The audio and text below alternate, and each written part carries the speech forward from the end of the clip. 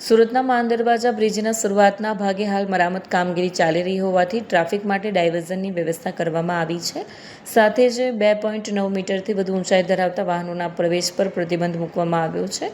જોકે આજે સવારે પ્રતિબંધની અવગણના કરીને વધુ ઊંચાઈ ધરાવતું એક ટ્રક ડાયવર્ઝન તોડી બ્રિજ તરફ ઘૂસી ગયું. ટ્રક ડાયવર્ઝનની રેલિંગમાં ફસાઈ જતાં અકસ્માત સર્જાયો.